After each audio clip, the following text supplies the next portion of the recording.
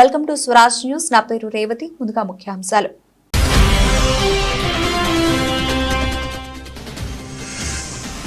Bharat 51వ chief justice గా సంజీవ్ ఖన్నా ప్రమాణ స్వీకారం. జస్టిస్ ఖన్నాతో ప్రమాణ స్వీకారం చేయించిన ప్రెసిడెంట్ ద్రౌపది ముర్ము.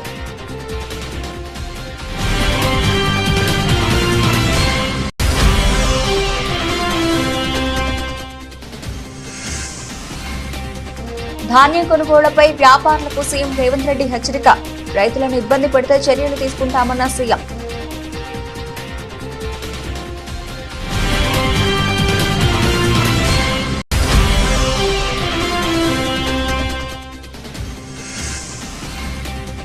ప్రారంభమైన ఏపీ బడ్జెట్ సమావేశాలు. అసెంబ్లీలో బడ్జెట్ ను ప్రవేశపెట్టిన పయ్యాళ్ల కేశవ్.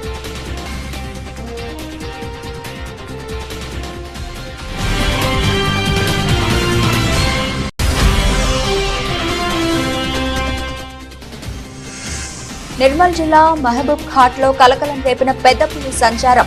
జాతీయ రహదారిపై దాన్ని చూసిన ఒక్కసారిగా భయభ్రాంతులకు గురైన ప్రయాణికులు.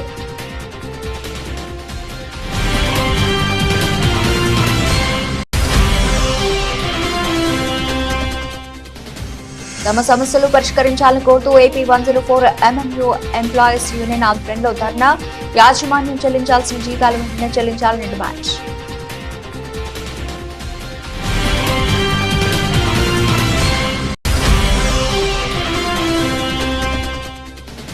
బీబీపేట కస్తూర్బా గాంధీ బాలికల పాఠశాల ప్రిన్సిపల్ మంగ ప్రవర్తన తీరుకు పాఠశాల బయట విద్యార్థుల నిరసన.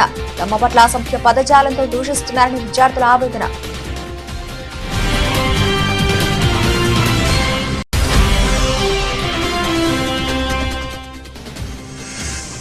పాండింగ్ చేసిన వ్యాఖ్యలకు భారత జట్టు ప్రధాన కోచ్ గౌతమ్ గంభీర్ గట్టి కౌంటర్. పాండింగ్ ఆస్ట్రేలియా జట్టు గురించి చూసుకుంటే బాగుంటుందని హితవు.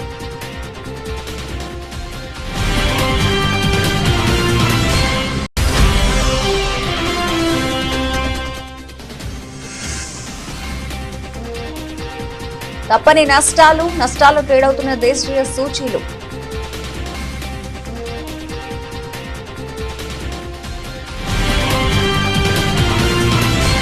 భారతదేశ 51వ ప్రధాన న్యాయమూర్తిగా జస్టిస్ సంజీవ్ ఖన్నా ప్రమాణ స్వీకారం చేశారు. సోమవారం ఉదయం రాష్ట్రపతి భవన్ లో జరిగిన కార్యక్రమంలో రాష్ట్రపతి ద్రౌపది ముర్ము జస్టిస్ సంజీవ్ ఖన్నాతో ప్రమాణం చేయించారు. 2019 జనవరి నుంచి సుప్రీంకోర్టులో న్యాయమూర్తిగా జస్టిస్ సంజీవ్ ఖన్నా బాధ్యతలు నిర్వహిస్తున్నారు.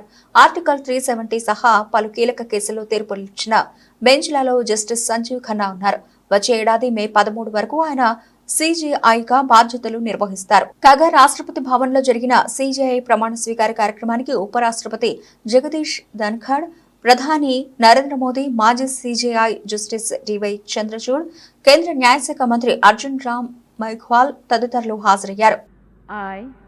I, Sanjeev Khanna, having been appointed Chief Justice of the Supreme Court of India, having been appointed Chief Justice of the Supreme Court of India, do swear in the name of God do swear in the name of God that I will bear true faith and allegiance to the Constitution of India as by law established, that I will bear true faith and allegiance to the Constitution of India as by law established, that I will uphold the sovereignty and integrity of India, that I will uphold the sovereignty and integrity of India, that I will duly and faithfully and to the best of my ability, knowledge and judgment, that I will duly and faithfully and to the best of my ability, knowledge and judgment, perform the duties of my office without fear or favor, affection or ill will, perform the duties of my office without fear or favor, affection or ill will, and that I will uphold the Constitution and the laws, and that I will uphold the Constitution and the laws. ధాన్యం కొనుగోళ్లకు సంబంధించి తెలంగాణ ముఖ్యమంత్రి రేవంత్ రెడ్డి అధికారులు వ్యాపారులకు హెచ్చరికలు జారీ చేశారు. ధాన్యం కొనుగోళ్లలో రైతులకు ఇబ్బంది పడితే కఠిన చర్యలు తీసుకుంటామని హెచ్చరించారు. నిబంధనలు ఉల్లంఘించే వ్యాపారులపై అధికారులు దృష్టి సారించాలన్నారు. రైతులను ఇబ్బంది పడితే ఎస్మా కింద చర్యలు తీసుకోవాలని ఆదేశించారు. పంట కొనుగోళ్లలో మోసాలకు పాల్పడకుండా చూడాలని అధికారులకు సూచించారు. రైతులను వేధిస్తే ప్రభుత్వం చూస్తూ ఊరుకోదన్నారు. కలెక్టర్లు కూడా కొనుగోలు కేంద్రాల్లో ధాన్యం కొనుగోళ్లు సాఫీగా జరిగేలా చూడాలన్నారు. రైతులకు ఏవైనా ఇబ్బందులు ఉంటే ఉన్నతాధికారులతో మాట్లాడి వారి సమస్యను పరిష్కరించాలన్నారు. 2024-25 ఆర్థిక సంవత్సరానికి గాను వార్షిక బడ్జెట్ ను మంత్రి పయ్యావుల కేశవ్ ఈ రోజు ఏపీ అసెంబ్లీలో ప్రవేశపెట్టారు. మొత్తం 2.94 లక్షల కోట్ల రూపాయలతో వార్షిక బడ్జెట్ ను రూపొందించారు. అలాగే 43,402.33 కోట్ల రూపాయలతో వ్యవసాయ బడ్జెట్ ను కూటమి ప్రభుత్వం ప్రవేశపెట్టింది. ఇందులో రెవెన్యూ వ్యయం 2,35,916.99 కోట్ల రూపాయలు కాగా మూలధన వ్యయం 32,712.84 కోట్ల రూపాయలుగా మంత్రి వెల్లడించారు. రెవెన్యూ లోటు ఈ కాలానికి 34,743.38 కోట్ల రూపాయలు కాగా ద్రవ్య లోటు 68,742.65 కోట్ల రూపాయలుగా ప్రతిపాదించారు. రాష్ట్ర జీడీపీలో రెవెన్యూ లోటు 4.19% గాను ద్రవ్య లోటు 2.12% గాను ఉంటుందని అంచనా. గతంలో ఆర్థిక మంత్రిగా చంద్రబాబు నాయుడు కోట్ చేసిన పాయింట్లను ఈ సందర్భంగా సభలో మంత్రి పయ్యావుల ప్రస్తావించారు. రేపటి రోజున దేశం చేసే ఆలోచనను ఏపీ నేడే చేస్తోందని, చంద్రబాబు నాయుడు వల్లే వచ్చిందన్నారు. 2024-25 ఆర్థిక సంవత్సరానికి గాను మన రాష్ట్ర వార్షిక బడ్జెట్ను మీ అనుమతితో గౌరవ సభ ముందు ఉంచుతున్నాను అధ్యక్ష. ఈరోజు నేను ప్రవేశపెడుతున్న బడ్జెట్ ప్రతిపాదనల ప్రాముఖ్యత అంకెలకు మించినది. మన రాష్ట్రాన్ని కాపాడాలని అపూర్వమైన తీర్పునిచ్చిన ప్రజల సంకల్పానికి ఇది ప్రతిబింబం. ప్రభుత్వం ఏర్పడిన వెంటనే గత ప్రభుత్వ దుష్పరిపాలన వలన మన రాష్ట్రానికి జరిగిన నష్టాన్ని ప్రజలకు తెలియజేయడం మా ప్రభుత్వ నైతిక కర్తవ్యం. మా ప్రభుత్వం వెలువరించిన 7 శ్వేతపత్రాల ద్వారా ఇది జరిగింది. సమిష్టి అవగాహనకు అవసరమైన అంశాలపై బహిరంగ చర్చను ప్రోత్సహించడం, రాష్ట్ర పునర్నిర్మాణ ప్రక్రియలో మద్దతు కూడగట్టడం వీటి ఉద్దేశం. ఈరోజు మన రాష్ట్రం ఎదుర్కొంటున్న సవాళ్లు రాష్ట్ర ఆర్థిక వ్యవహారాల దుర్వినియోగం, రాష్ట్ర వనరుల మళ్లింపు, లోపభూయిష్టమైన ఎక్సైజ్ మరియు ఇసుక విధానాల వలన సహజ వనరుల దోపిడీ వలన రాష్ట్ర ఆదాయానికి గండిపడడం, ప్రభుత్వ పన్నులను దారి మళ్లించడం ద్వారా రాబోయే 25 సంవత్సరాల భవిష్యత్తు ఆదాయాన్ని గణనీయంగా తగ్గించడం, పరిమితికి మించి రుణాలను అధిక వడ్డీ రేట్లకు తీసుకోవడం, కేంద్ర ప్రభుత్వ మార్గదర్శకాలను ఉల్లంఘించి రుణాలను తీసుకోవడం, కేంద్ర ప్రాయోజిత పథకాల నిధుల మళ్లింపు, పిల్లల పౌష్టికాహారం కోసం చిక్కి వైద్య సామగ్రి వంటి ముఖ్యమైన పథకాలకు చెల్లింపులు నిలుపుదల, స్థానిక సంస్థల నిధుల మళ్లింపు, ఉద్యోగులకు పేరుకుపోయిన బకాయిలు, వివిధ పనులకు చెందినటువంటి బిల్లుల బకాయిలు, అన్ని ప్రాజెక్టులను స్తంభింపజేయడం ద్వారా నీటిపారుదల రంగం పతనం, ఇంధన రంగం విధ్వంసం, కొత్తగా బ్యాంకింగేతర ఆర్థిక సంస్థను ఏర్పాటు ద్వారా కార్పొరేట్. నిర్మల్ జిల్లా మహబూబాబాద్ లో పెద్ద పులి సంచారం కలకలం రేపింది. నిన్న రాత్రి నిర్మల్ ఆదిలాబాద్ రోడ్డుపై పులి ప్రత్యక్షమైంది. జాతీయ రహదారిపై దాన్ని చూసిన ప్రయాణికులు ఒక్కసారిగా భయభ్రాంతులకు గురయ్యారు. ద్విచక్ర వాహనాలు, కార్లు, లారీలు వంటి వాహనాలు ఆపి పులి వెళ్లే వరకు అక్కడే ఆగిపోయారు. అయితే రోడ్డు దాటుతున్న పెద్ద పులిని పలువురు యువకులు తమ సెల్ ఫోన్ కెమెరాలో బంధించారు. ఇవి కాస్త సోషల్ మీడియాలో వైరల్ గా మారాయి. పెద్ద పులి సంచారంతో కుండాల, నర్సాపూర్, సారంగపూర్ మండలాల ప్రజలు వణికిపోతున్నారు. కాగా పెద్ద పులి సంచరించిన అటవీ ప్రాంతంలోని ప్రదేశాలను అటవీ శాఖ అధికారులు పరిశీలిస్తున్నారు. ఇదిలా ఉంటే ఇదే పెద్ద పులి మామిడి మండలం మొండిగుట్ట అటవీ ప్రాంతం వైపు వచ్చినట్లు అక్కడి ప్రజలు పేర్కొంటున్నారు. ఉదయం అటవీ ప్రాంతంలో ఉన్న పత్తి చేనులోకి పనుల నిమిత్తం వెళ్లిన రైతులకు పులి కనిపించిందన్నారు. అటవీ శాఖ అధికారులు పులి జాడను గుర్తించి తమ ప్రాణాలు కాపాడాలని వేడుకుంటున్నారు. నిర్మల్ జిల్లా మామిడి మండలం అయితే జంగల్లో తోట ఉన్నది, పత్తి చేను ఉంటే ఒక గుడిసె వేసిండ్రు కుక్కలకని గుడిసేస్తే ఆ గుడిసె కాడ కుక్కని కట్టేసిండ్రు. కుక్కని కట్టేస్తే మా అన్న బిడ్డ కావలెళ్ళింది. కావలెళ్తే అయితే ఆ పులి అక్కడి నుంచి జంగలకని పత్తి తోటలకు వచ్చింది, కుక్క తడికి వచ్చింది. పొద్దున అంటే 7 గంటల వరకే మబ్బుని వెళ్ళిపోతారు కోతుల బాధకు. అయితే పొద్దున్నే మా అన్న బిడ్డ చూసి చూడగానే ఆమెకు కనిపించింది. మా అన్న బిడ్డకు కనిపించేసాక అబ్బా పులి వచ్చిందని వెళ్ళింది. ఫాస్ట్లో కూడా నిన్న మొన్న చూసిందట ఆ వాంకిడి ఘాటుకు, వాళ్ళు కూడా ఫోటో తీసుకుందరట. అదే దయచేసి కొంచెము ఎట్లన్నా చేసి ఫారెస్ట్ వాళ్ళు పట్టుకోవాలని కోరుతున్నాం. ఒక వాళ్ళు కూడా వెళ్ళేటట్లు లేరు తోటల పొంటి.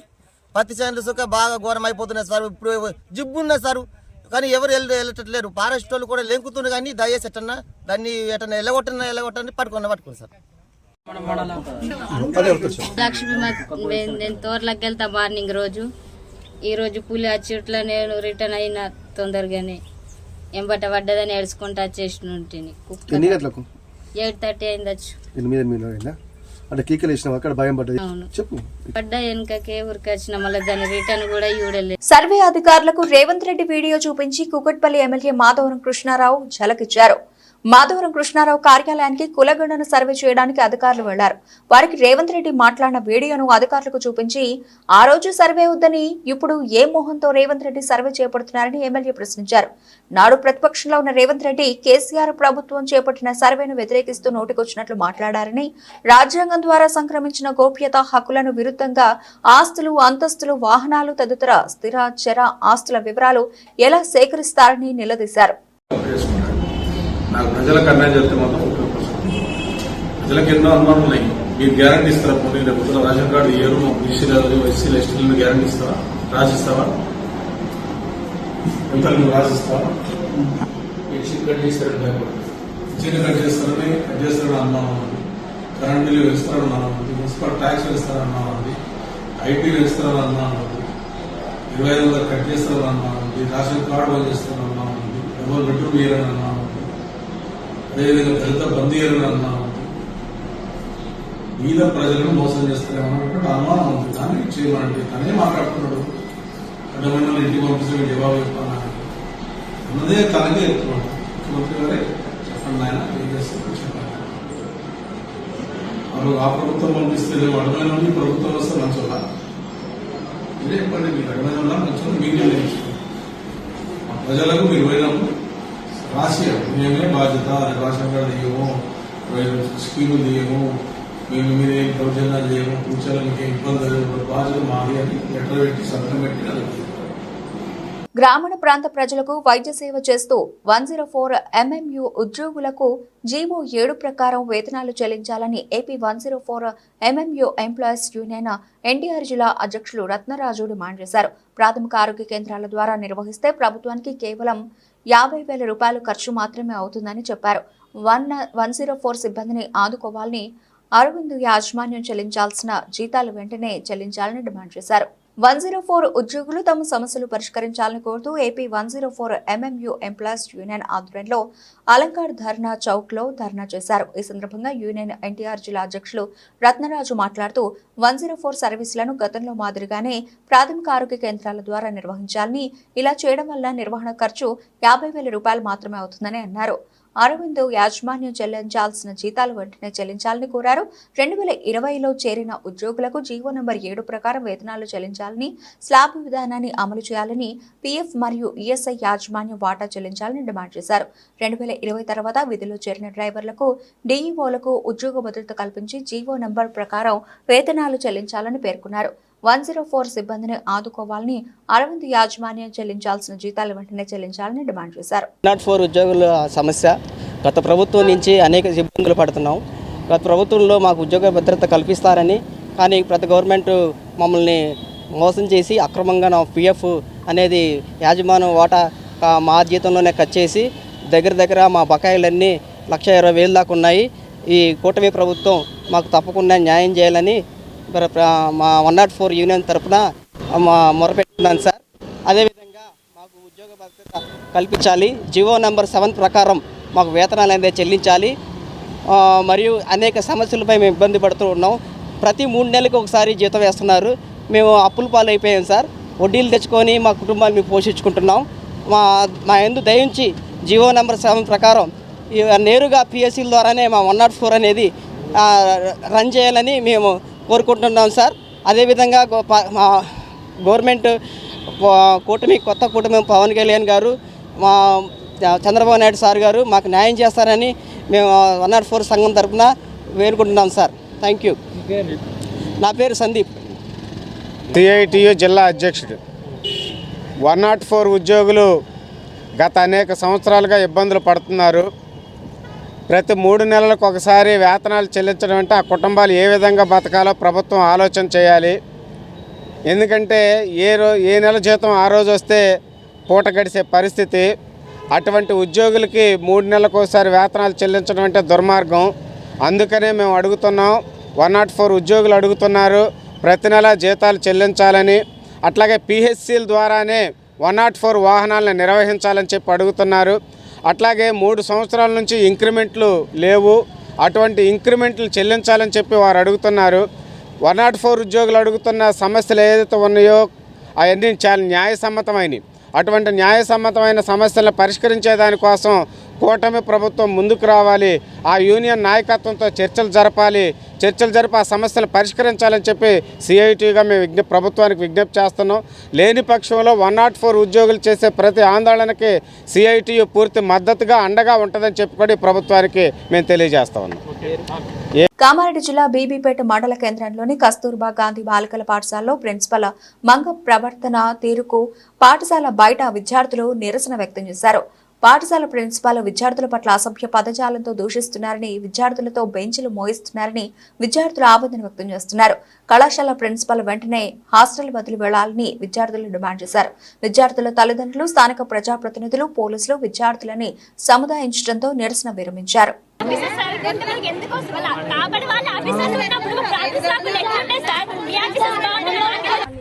ఒక్కటి మేడం, ఆ రోజు ప్రేయర్లో కూడా తిట్టినారు మేడం. మీరు సబ్జెక్ట్ నేను రాలేదు మేడం, కానీ ప్రేయర్లో తిట్టినారు కదా మేడం. చెమడాలు తీస్తాను అన్నారు మేడం. మాకు అస్సలు నచ్చలేదు మేడం.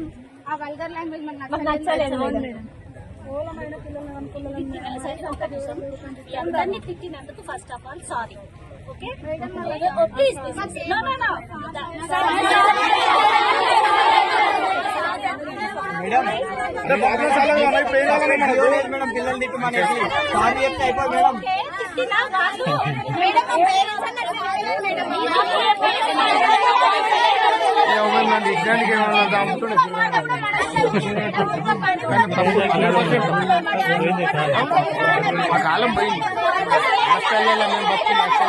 కూటమి ప్రభుత్వంలో చేనేతలను అన్ని విధాలా ఆదుకుంటామని విద్యా, ఐటీ శాఖల మంత్రి నారా లోకేష్ పేర్కొన్నారు.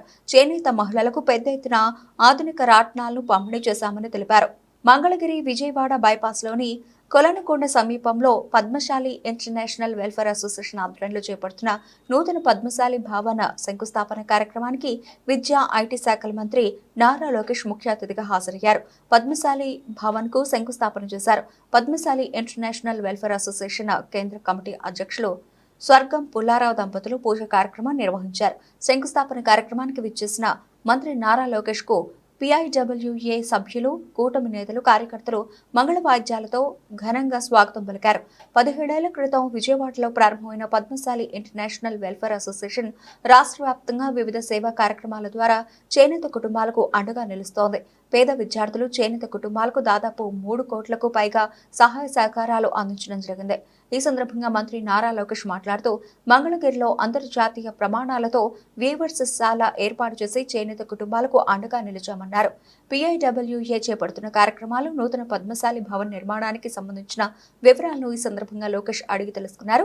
అనంతరం అందరితో కలిసి ఫోటోలు దిగారు. కార్తీక మాసంలో శివకేశవులకు అత్యంత ప్రీతికరం దీపం వెలిగించడంతో కోటి జన్మల పాపములు తొలగిపోతాయని పారిజాతం రాజేశ్వరరావు సేవా ట్రస్ట్ సభ్యులు యోగేశ్వరరావు అన్నారు. దీపాలు వెలిగించడం వల్ల శ్రీ మహాలక్ష్మి అనుగ్రహం కలుగుతుందని తెలిపారు. అందరూ సుఖ సంతోషాలతో, ఆయురారోగ్యాలతో ఉండాలని ప్రతి సంవత్సరం కార్తీక మాసంలో మహాదీపోత్సవ కార్యక్రమాన్ని నిర్వహిస్తామని యోగేశ్వరరావు తెలిపారు. మహబూబాబాద్ జిల్లా కేంద్రంలోని వీరబ్రహ్మేంద్ర స్వామి ఆలయంలో పారిజాతం రాజేశ్వరరావు సేవా ట్రస్ట్ ఆధ్వర్యంలో నిర్వహించిన లక్ష దీపోత్సవం కార్యక్రమంలో మాలే నాగేశ్వరరావు, యోగేశ్వరరావులు కుటుంబ సభ్యులతో కలిసి జ్యోతి ప్రజ్వలన చేసి ప్రారంభించారు. అనంతరం పూజలు నిర్వహించి లక్ష దీపాలను వెలిగించారు. ఈ కార్యక్రమానికి ముఖ్య అతిథిగా మహబూబాబాద్ ఎమ్మెల్యే మురళీ నాయక్ హాజరై ప్రత్యేక పూజలు చేశారు. భారీ సంఖ్యలో మహిళలు దంపతులతో వచ్చి పూజా కార్యక్రమాల్లో పాల్గొన్నారు. ఈ దీపోత్సవంలో ప్రత్యేకంగా భక్తులందరి చేత మహాగణపతి పూజ, ఏకాదశ మహా రుద్రాభిషేకం, శ్రీలక్ష్మీనారాయణ వ్రతం, లక్ష కార్తీక మహాదీపోత్సవం చేయించారు. వేద పండితుల సమక్షంలో శాస్త్రోక్తంగా సప్తహారతులు, నంది, నాగ, బిల్వ, రుద్ర, కుంభ, సింహ, నక్షత్ర హారతులు శివకేశవులకు నిర్వహించారు. ఆలయ ప్రాంగణమంతా దివ్యకాంతి వెలుగులతో శివకేశవుల నామస్మరణతో మారుమోగింది. నమః శివాయ. మా పారిజాతం రాజేశ్వరరావు సేవా ట్రస్ట్ ఆధ్వర్యంలో గత 7 సంవత్సరాలుగా ఈ కార్యక్రమాన్ని లక్ష కార్తీక దీపోత్సవాన్ని దిగ్విజయంగా నిర్వహించుకుంటున్నాము. గణపతి పూజ, లక్ష్మీనారాయణ వ్రతము, మహారుద్రాభిషేకము, తులసీదాత్రి పూజ మరియు లక్ష దీపోత్సవ కార్యక్రమాన్ని భక్తులందరి చేత కూడా నిర్వహించుకోవడం జరిగింది. ఈ కార్తీక మాసంలో ఏ కార్యక్రమం చేపట్టినా కూడా ఎంతో పుణ్యం కలుగుతుంది.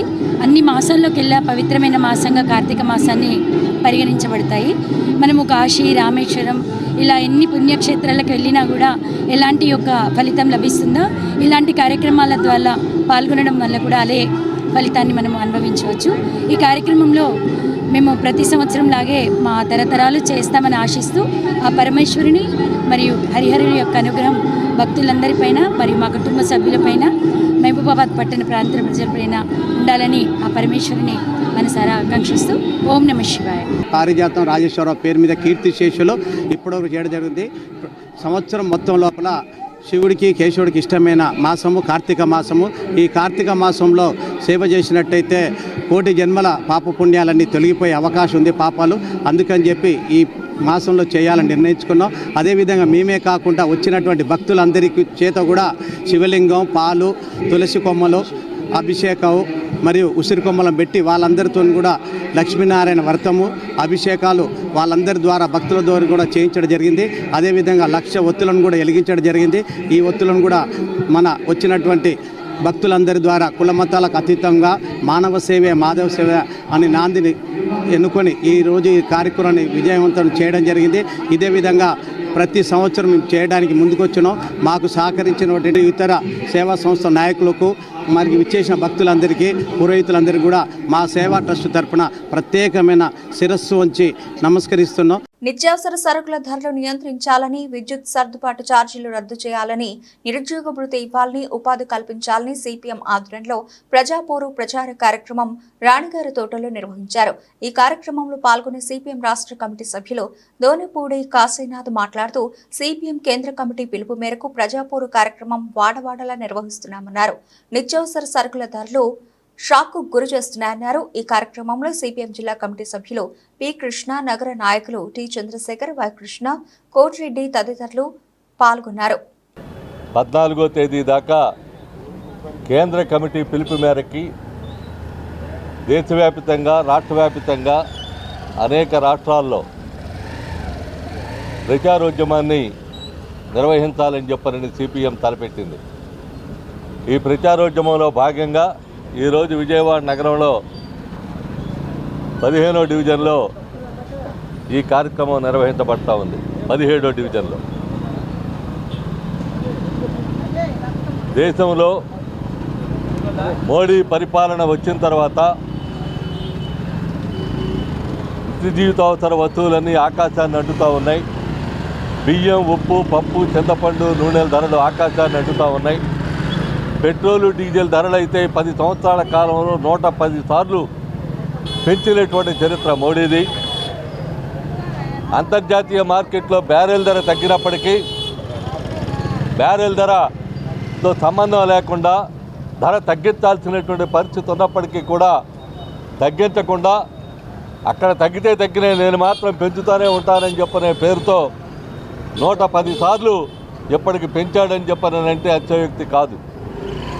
అందుకని పెట్రోలు, డీజిల్తో పాటు గ్యాస్ ధరలు కూడా పెరిగినాయి. 2,500 రూపాయల గ్యాస్ ధర ఈరోజు మిందంటుతూ ఉంది. అందుకని నిత్య జీవితావసర వస్తువులు తగ్గించాలని చెప్పనేటువంటి డిమాండ్తో ఈరోజు ప్రజల ముందుకు వెళ్తూ ఉన్నాం. రెండో విషయం, విద్యుత్ ఛార్జీలు. మోడీ విద్యుత్ సంస్కరణ ప్రవేశపెట్టిన తర్వాత జరిగినటువంటి పరిణామాలు ఏంటంటే గత 7-8 సంవత్సరాలుగా సర్దుబాటు ఛార్జీలు అని చెప్పనే పేరుతో, ట్రూ అప్ ఛార్జీలు అని చెప్పనే పేరుతో 17,000 కోట్ల రూపాయలు ఈ రాష్ట్ర ప్రజల మీద మోడీకి జీహుజూర్ అని అంటున్నటువంటి ముఖ్యమంత్రి చంద్రబాబు నాయుడు గారు దక్షిణ కాశీగా పేరుగాంచిన వేములవాడ శ్రీ రాజరాజేశ్వర స్వామి దేవస్థానంలో సోమవారం భక్తుల తాకిడి నెలకొంది. శివుడికి అత్యంత ప్రీతిపాత్రమైన కార్తీక మాసం, అందులోనూ సోమవారం కావడంతో భక్తులు అధిక సంఖ్యలో తరలివచ్చారు. వివిధ ప్రాంతాల నుండి తరలివచ్చిన భక్తులతో ఆలయ ప్రాంగణంతో పాటు అనుబంధ ఆలయాలు, ఆలయ పరిసరాలు సైతం రద్దీగా మారాయి. భక్తులు ఉదయం నుండి దర్శనానికి బార్లు తీరారు. ముందుగా ఆలయ ధర్మగుండంలో పవిత్ర స్నానమాచరించి క్యూలైన్ల ద్వారా స్వామివారిని దర్శించుకుంటున్నారు. క్యూలైన్లలో భక్తులకు ఎలాంటి ఇబ్బందులు తలెత్తకుండా ఆలయ సిబ్బంది పర్యవేక్షకులు ఎప్పటికప్పుడు సమీక్షిస్తున్నారు. భక్తులు స్వామివారికి ఇష్టమైన కోడమొక్కులు, అభిషేకాలు, తలనీలాలు సమర్పించి చల్లగా చూడు తండ్రి అంటూ వేడుకుంటున్నారు. క్యూలైన్లలో భక్తులకు ఎలాంటి ఇబ్బందులు తలెత్తకుండా ఆలయ అధికారులు ఎప్పటికప్పుడు పర్యవేక్షిస్తున్నారు. భక్తులు కార్తీక దీపాలను భక్తి శ్రద్ధలతో వెలిగించి స్వామివారి సేవలో తరిస్తున్నారు. కార్తీక సోమవారం సందర్భంగా ప్రముఖులు సైతం రాజన్న దర్శనానికి క్యూ కడుతున్నారు.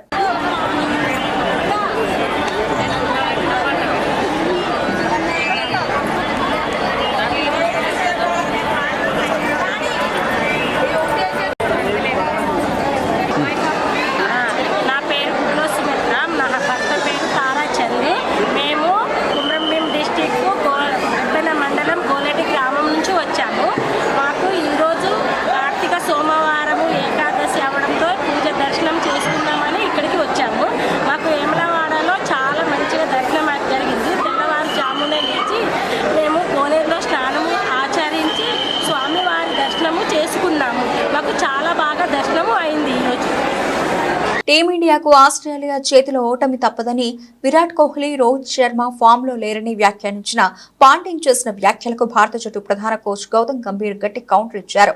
భారత క్రికెట్ తో పాంటింగ్ కి ఏం పని, అతను ఆస్ట్రేలియా జట్టు గురించి చూసుకుంటే బాగుంటుందని హితవు పలికారు. ఈ రోజు మీడియా సమావేశంలో ఆయన మాట్లాడుతూ ఆస్ట్రేలియాలో ఎన్నోసార్లు ఆడిన అనుభవం ఉందని, ఇది తమకు ఉపయోగపడుతుందని తెలిపారు. కుర్రాళ్లకు తమ మద్దతు ఎప్పుడూ ఉంటుందని ధైర్యం చెప్పారు. ఆస్ట్రేలియాలో సవాలుకు తాము సిద్ధమన్నారు. ఆస్ట్రేలియాలో చాలా కఠిన పరిస్థితులు ఉంటాయని తెలిపారు. సిరీస్ లో తాము మొదటి నుంచే దూకుడు ప్రదర్శించే ప్రయత్నం చేస్తామన్నారు. సవాళ్లకు సిద్ధంగా ఉంటామని తెలిపారు. న్యూజిలాండ్ తో టెస్ట్ సిరీస్ తర్వాత రోహిత్ తో తనకు దూరం పెరిగిందని ప్రచారం జరిగిందని, కానీ తమ ఇద్దరి మధ్య మంచి అనుబంధం ఉందన్నారు. కివీస్ తో ఎంతో పోరాడినప్పటికీ అదృష్టం కలిసి రాలేదన్నారు. ఇప్పుడున్న యువ ఆటగాళ్లు తమను తాము నిరూపించుకోవడానికి సిద్ధంగా ఉన్నారని తెలిపారు. టీమిండియాకు వ్యక్తిగత రికార్డ్స్ అవసరం లేదని, జట్టే ముఖ్యమన్నారు. జట్టు స్ఫూర్తి అత్యంత కీలకమన్నారు. తొలి టెస్టుకు రోహిత్ శర్మ అందుబాటులో లేకపోతే వైస్ కెప్టెన్ జస్ప్రీత్ బుమ్రా జట్టును నడిపిస్తారని తెలిపారు.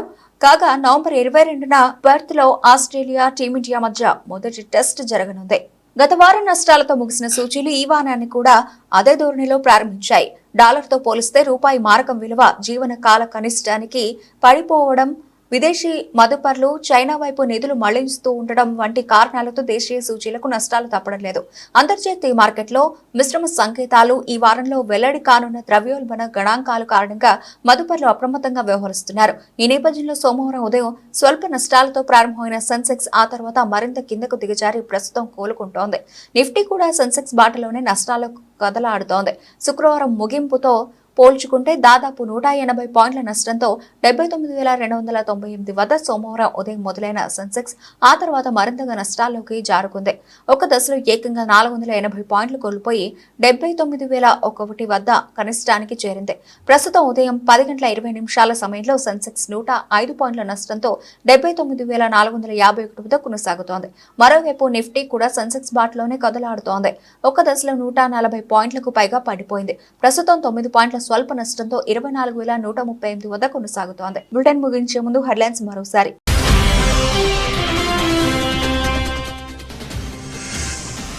భారత్ 51వ చీఫ్ జస్టిస్ గా సంజీవ్ ఖన్నా ప్రమాణ స్వీకారం. జస్టిస్ ఖన్నాతో ప్రమాణ స్వీకారం చేయించిన ప్రెసిడెంట్ ద్రౌపది ముర్ము.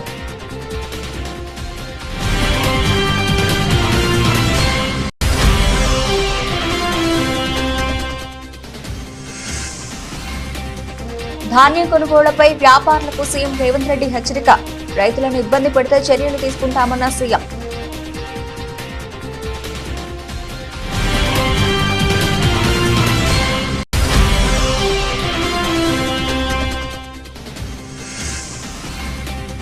ప్రారంభమైన ఏపీ బడ్జెట్ సమావేశాలు. అసెంబ్లీలో బడ్జెట్ను ప్రవేశపెట్టిన పయ్యాళ్ల కేశవ్.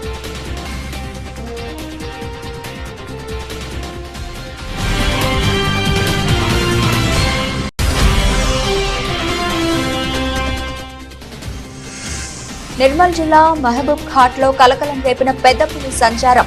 జాతీయ రహదారిపై దాన్ని చూసిన ఒక్కసారిగా భయభ్రాంతులకు గురైన ప్రయాణికులు.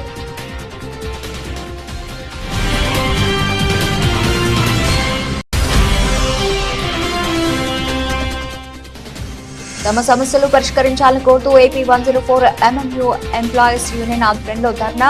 యాజమాన్యం చెల్లించాల్సిన జీతాలు వెంటనే చెల్లించాలని డిమాండ్.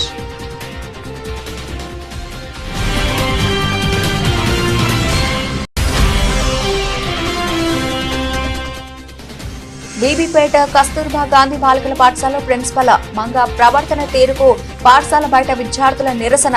తమ పట్ల అసభ్య పదజాలంతో దూషిస్తున్నారని విద్యార్థుల ఆవేదన.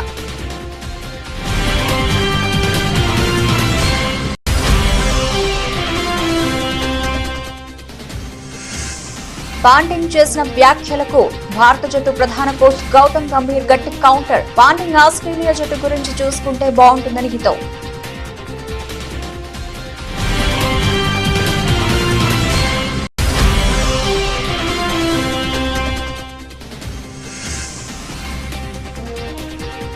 తప్పని నష్టాలు ట్రేడవుతున్న దేశీయ సూచీలు.